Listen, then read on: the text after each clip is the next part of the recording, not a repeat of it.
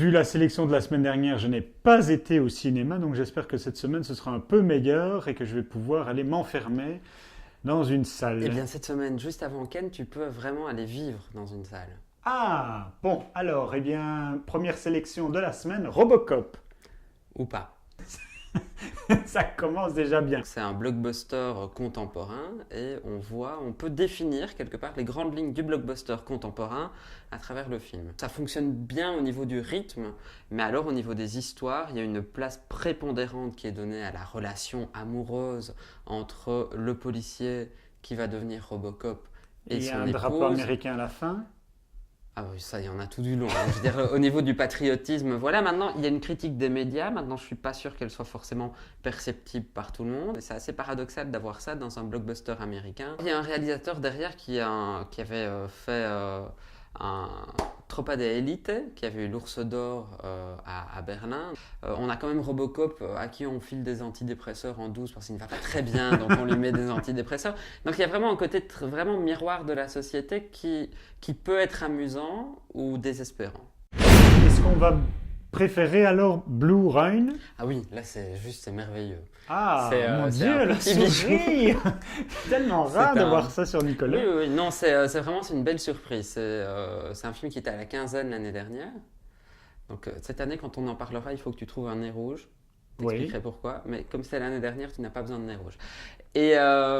Et donc en fait, c'est un film de genre, mais qui est en même temps une sorte de film de genre boiteux. On a un protagoniste à la base, c'est un SDF.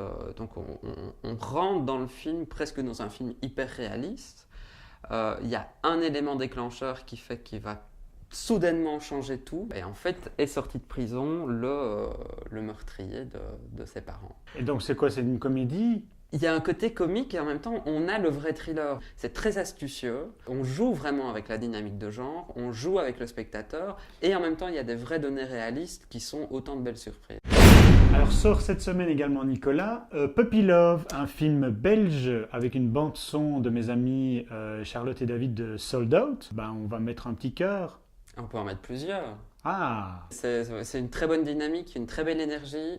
Les comédiennes sont super. Vincent Perez, elle fait très bien dans le film. oui. C'est une petite pépite. Alors il y a deux comédiennes également exceptionnelles qui sont, Solène Rigaud, que l'on a vu également dans 17 filles. oui, très bon film. Oui. Et également, Audrey Bastien.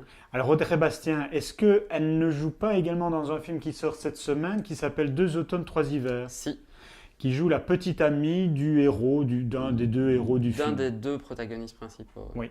Alors Deux automnes, trois hivers, c'est un film belge. C'est une coproduction franco-suisse. D'accord. Alors c'est un film étonnant, euh, je trouve, par la créativité de la réalisation.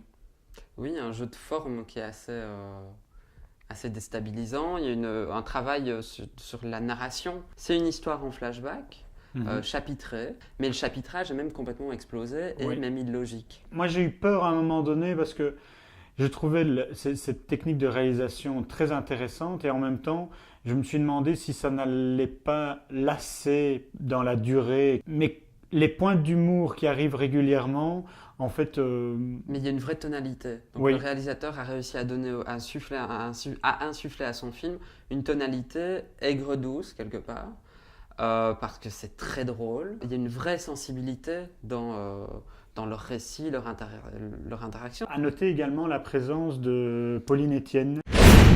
On va parler d'une autre sortie de cette semaine. Pas son genre, mais est-ce que c'est ton genre? Pas son genre. Oui. Moyennement. Ce qui se risquera à aller voir le film trouvera vraiment une Émilie Dequesne magnifique. On est peut-être dans une caractérisation que je trouve un peu cliché. Dans la réalisation, j'ai l'impression que la manière dont c'est découpé, dont c'est filmé, les choix de cadrage, les choix de travelling ont quelque chose de très théorique. Je trouve que le film rentre en dialogue avec... Je t'ennuie, hein? Mais non, Et le film, quelque part, rentre en dialogue avec celui de Joachim Lafosse, à perdre la raison. On a deux histoires d'amour qui sont différentes, mais on a quand même cette volonté de se donner à l'autre Mhm. et d'aller au bout au bout d'une histoire, ça fait, à mon sens, ça peut faire un dialogue entre les deux films, surtout par rapport à l'actrice. Et il y a une vraie prestation d'actrice, c'est-à-dire que Emily Dequesne est, alors que pour moi le film est mineur, aussi impressionnante que dans le film de Joachim Lafosse. La semaine prochaine, on ne se retrouvera pas dans ce décor-ci. On va se retrouver au Festival de Cannes dès le mercredi 14 et ce jusqu'au dimanche 25, Oui, quotidiennement. quotidiennement. Nicolas va aller voir tous les films et moi je vais filmer Nicolas qui ira voir tous les films. On va tweeter également On va tweeter aussi. sur Un Grand Moment et sur Mister Emma. Sinon, on a encore quelque chose à dire? Bah, regardez les autres épisodes des semaines précédentes. Oui, j'avais envie de dire youm toum toum toum tralala, mais Eh bien, allez, dis ça. youm Hein, toum toum toum tralala. c'est ça. Voilà. Au revoir. Au revoir.